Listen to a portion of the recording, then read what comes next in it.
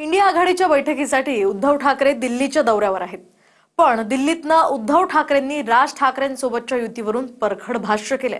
आमच्या दोघांच्या चर्चेमध्ये तिसऱ्याची गरज नाही असं उद्धव ठाकरे म्हणाले। त्यामुळे महाविकास आघाडीचा आता काय हाही प्रश्न आहे। पाहूयात।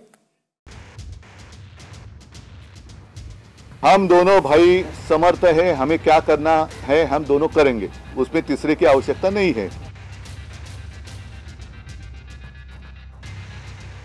उद्धव ठाकरे दिल्लीत इंडिया आघाडीच्या बैठकीला गेले, पण दिल्लीत जाऊन त्यांनी राज ठाकरेंसोबतच्या युतीवर जे वक्तव्य केलं त्यावरून महाविकास आघाडी किंवा इंडिया आघाडीचं काय होणार हा प्रश्न निर्माण झालाय।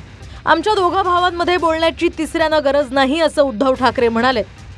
उद्धवजी, राज ठाकरे यांच्या संदर्भात पण चर्चा होणार आहे का? कारण नाही, मला काय माहिती नाही आणि त्याच्यावर चर्चा करण्याची दुसऱ्याला कोणाला गरज नाही। काँग्रेसची भूमिका दुसऱ्या कोणाला त्याच्यावर चर्चा करण्याची गरज नाही। पण माझं म्हणणं की अशा कुठे काय अटीतटी शर्ती नाहीच आहेत। त्याच्यामुळे मी म्हटलं ना की आमच्या दोघांचा निर्णय घ्यायला आम्ही दोघेही खंबीर आहोत। हम दोनों भाई समर्थ हैं, हमें क्या करना है हम दोनों करेंगे, उसमें तीसरे की आवश्यकता नहीं है।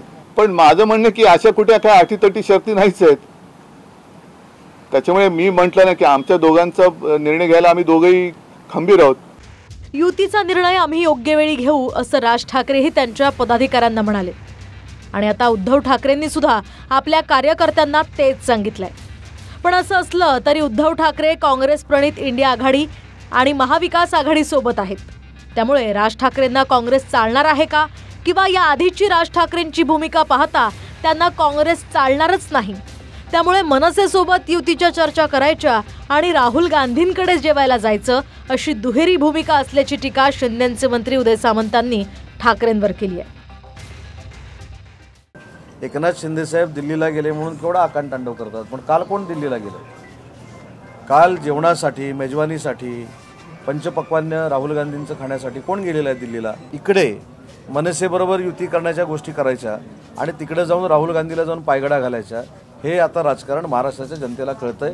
त्याच्यामुळे तुम्ही स्वतः दिल्लीला का गेले होते याचा अर्थ काँग्रेसच्या नेतृत्वाखालीच युबीटी चालते हे काल सिद्ध झालेलं आहे। काँग्रेसनं अद्याप राज ठाकरेंवरून ठोस भूमिका मांडलेली नाही, पण शरद पवारांच्या राष्ट्रवादीला राज ठाकरेंची अडचण नाही हे अनिल देशमुखांच्या बोलण्यावरून स्पष्ट होतं। महाविकास आघाडीचे घटक आहेत, त्याची सत्ता 100% तिथे येईल। आता राजजी ठाकरे आणि उद्धवजी ठाकरे यांची ऑफिशियल अजून त्यांचा अनाउन्समेंट व्हायचं आहे, पण ज्या पद्धतीनं घडामोडी चालू आहे त्याच्यामुळे दोघेही भाऊ एकत्र येतील आणि त्याचा परिणाम मुंबईच्या महानगरपालिकेच्या निवडणुकीमध्ये पडेल आणि 100% ती महानगरपालिका उद्धवजी ठाकरे आणि राजजी ठाकरे आणि त्यांच्यावर जे काही महाविकास आघाडीचे काही घटक राहतील त्यांच्या हातामध्ये जाईल असं दिसतं। एक दिवसाआधीच एकनाथ शिंदेही दिल्लीला येऊन गेलेत। त्यावेळी त्यांनी पंतप्रधान मोदी आणि अमित शहांची भेट घेतली आणि उद्धव ठाकरेंवर काँग्रेस इंडिया आघाडीवरून निशाणा साधला। त्यावरून उद्धव ठाकरेंनी शिंदेंना पुन्हा गद्दार म्हटलंय। ते बघा, ते तिकडे 10 जनपदकडे जात आहेत, आम्ही इकडे लोककल्याणकारी मार्गाकडे गेलो। 7 नंबर आहे ना प्रधानमंत्री मोदी यांचा, तर प्रधानमंत्री लोककल्याण मार्ग जे बाळासाहेबांना कधी आवडलं नाही ते जे कोणी काही लोक करतायत, आणि जे बाळासाहेबांना आवडतंय, बाळासाहेबांचे विचार ते आम्ही पुढे घेऊन जातोय, हे मला सांगण्याची गरज नाही। आणि आमचा शिवसेना पक्ष आहे, त्यांची प्रायव्हेट लिमिटेड कंपनी आहे, तशी आमची प्रायव्हेट लिमिटेड कंपनी नाही आहे। त्यांचा विचार किंवा त्यांच्या याला उत्तर देणे एवढे ते काही महान नाहीत। शेवटी गद्दार हा गद्दार असतो, त्याच्यामुळे गद्दाराच्या मताला मी काही किंमत देत नाही। त्यांच्या मालकाला ते भेटायला आले असतील तर त्यांच्या मालकाला ते भेटायला आले असतील तर आपण त्याच्यावर काय बोलू शकतो?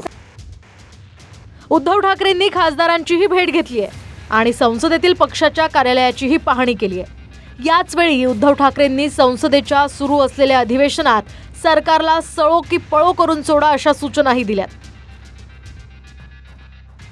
उद्धव ठाकरे असं म्हणाले असतील, तुमच्या ऐकण्यात चूक झाली असेल की मला तुम्ही सळो की पळो करू नका, मला किती पळायला लागतंय, मी घरात बसणारा माणूस आहे, मी ऑनलाईन लोकांना पक्ष शिकवणारा माणूस आहे, तुम्ही मला आज ह्या वयात पळायला लावताय। दिनेश दुखंडेंचं प्रमोद जगताप, TV9 मराठी, नवी दिल्ली।